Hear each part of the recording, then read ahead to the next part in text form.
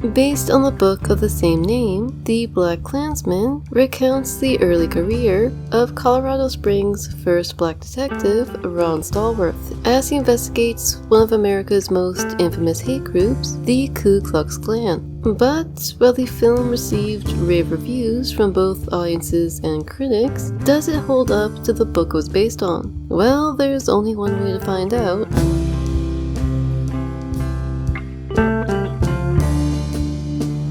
Before jumping into the review, I thought it'd be a good idea to go over a brief history of the Klan, to understand why this abysmal organization developed and how much it's changed since its inception. In May of 1866, a group of Confederate veterans from Pulaski, Tennessee, John Lester, Calvin Jones, Richard Reed, James Crow, Frank McCord, and John Kennedy, decided to organize a social club, which they dubbed the Ku Klux Klan, or Circle. Yeah, well, I don't know exactly what happened during the naming process. I'm fairly certain alcohol was involved. While the group's founders would later insist that the Klan was not intended to be a hate group, their name soon became synonymous with fear and violence, as horsemen dressed in white sheets, supposedly to imitate ghosts, began terrorizing the local black community, stealing food,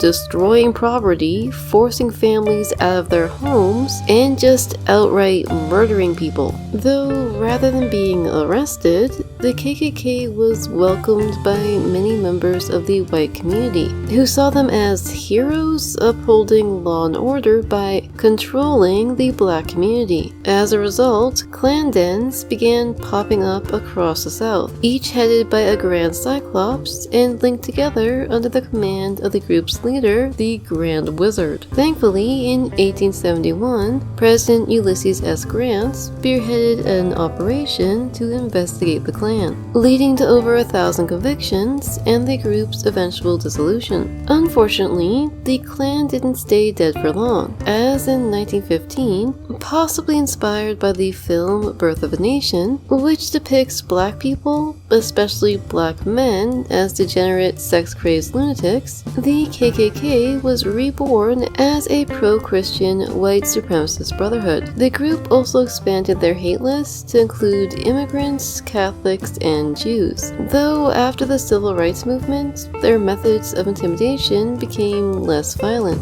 preferring to spread hate through propaganda and misinformation, which honestly just sounds like Fox News, but I think I've deviated long enough, so let's move on to the main event.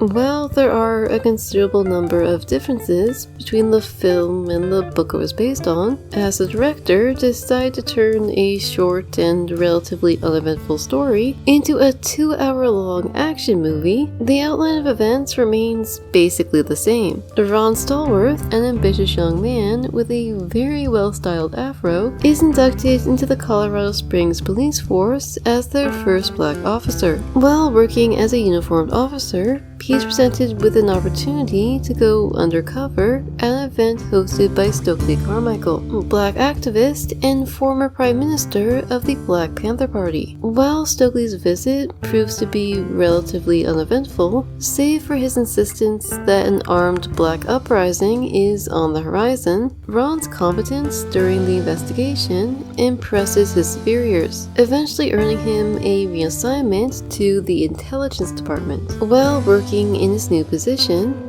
Ron comes across an advertisement from the local chapter of the KKK, and given the group's violent history, decides to contact their leader for more information. This works better than expected, as the group's leader is so impressed with Ron's racist remarks that he invites him to attend a meeting of prospective Klan members. This of course presents something of an issue for Ron, who, realizing that he would not be welcome, is forced to enlist one of his co-workers to attend the meeting in his place. Over the course of the next few weeks, the pair continue to investigate on separate fronts, gaining membership into the Klan, and even engaging in several phone conversations with their leader, the Grand Wizard David Duke. who, unaware that he is speaking with a black man, frequently espouses his ideas about race inequality, including his belief that black people inherently mispronounce the word R.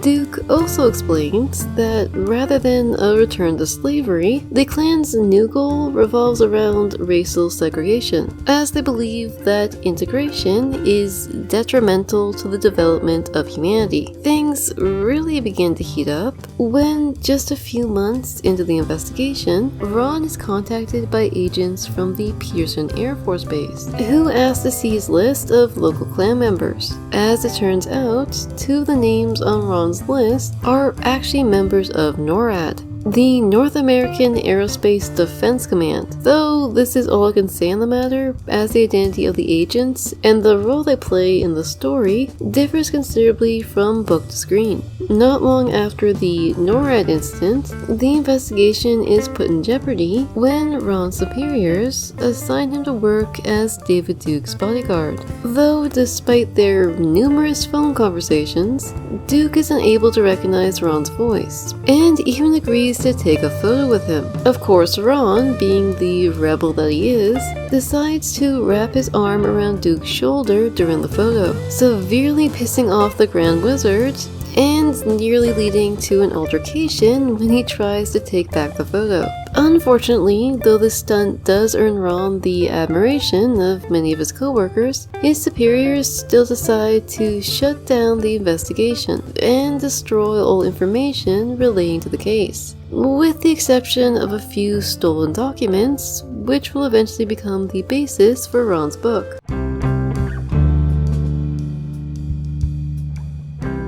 While the film depicts Ron Stallworth as a newly enlisted rookie, his employment with the Colorado Springs Police Force actually began 6 years before the investigation in 1972, starting as a police cadet before working his way up to a position in the intelligence department. Ron's love interest, Patrice, is not based on a real person, though the organization she belonged to, the Black Student Union of Colorado College, does appear in the book as one of the many black rights organizations that mobilized to oppose the KKK. While Ron and his fellow officers were initially fearful that tensions between the Klan and the Black rights organizations would turn violent, as people on both sides had indicated that they were open to using force, this thankfully never happened. Several names were changed during the transition from book to screen, including those belonging to Ron's partners, Chuck and Jim. Flip Zimmerman, the film's stand-in for Chuck, is now also Jewish, which, while never mentioned in the book, does serve as a reminder that the KKK's shit list is not limited to just black people. Officer Landers, the racist cop who constantly gives Ron a hard time, is probably based on one of Ron's colleagues who, just like his film counterpart, shot and killed a teenage boy. While he was able to avoid jail time and even maintained his position as a police officer, the incident sullied his reputation and severely limited his prospects within the department, though I assume this was still better than getting fired. As the film's source material is relatively short, measuring in at only 188 pages, the filmmakers decided it was necessary to include several additions to the story, including several interesting references to Black history.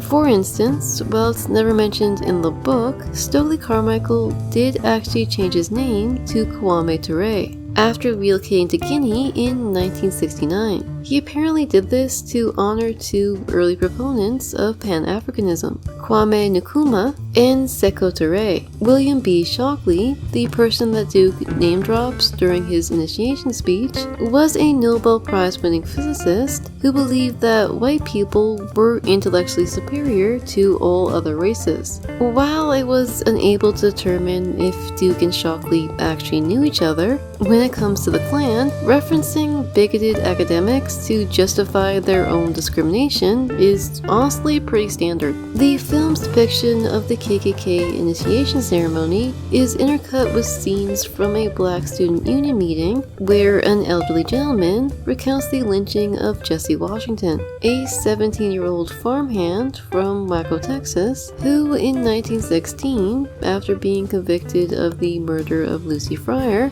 was brutally murdered by the town's residents. Postcards of the events later became the centerpiece for a nationwide anti-lynching campaign conducted by the NAACP, the National Association for the Advancement of Colored People, which helped solidify the Waco horror as one of the most brutal hate crimes of the early 20th century. Those of you who have watched the film may be surprised to find out that Ron Stallworth's investigation of the Ku Klux Klan did not result in a single arrest or conviction. No shots were fired, no windows were broken, the officers' identities were never uncovered, there was no stolen C4, the Klan never attempted to blow anyone up, and Ron didn't reveal his identity to David Duke, which is understandable considering that pissing off the head of a racist hate group probably isn't the best idea. Even the NORAD agents weren't fired for their involvement with the Klan, though they were apparently transferred to the North Pole. Instead, in the book, Ron's biggest concern regarded the KKK joining forces with another hate group called the Posse Comitatus, a group of right-wing extremists with a strong dislike for the federal government and a reputation for antagonizing law enforcement. The film's depiction of the cross burning and the motives behind it are also quite different from how they are described in the book, as rather than occurring behind Ron's apartment, the event took place in front of a nightclub called the Bell's Nightingale, most likely to protest a fundraiser held in support of David Lee Scott, a young black boy who'd recently been convicted of murder. Though Scott openly confessed the crime, because he was only 15 years old, many members of the black community took issue with the fact that he'd been tried as an adult, believing that the judge's decision may have been racially motivated. Unfortunately, as the investigation had already been shut down by this point, Ron and his team were unable to prevent the cross burning or arrest those responsible.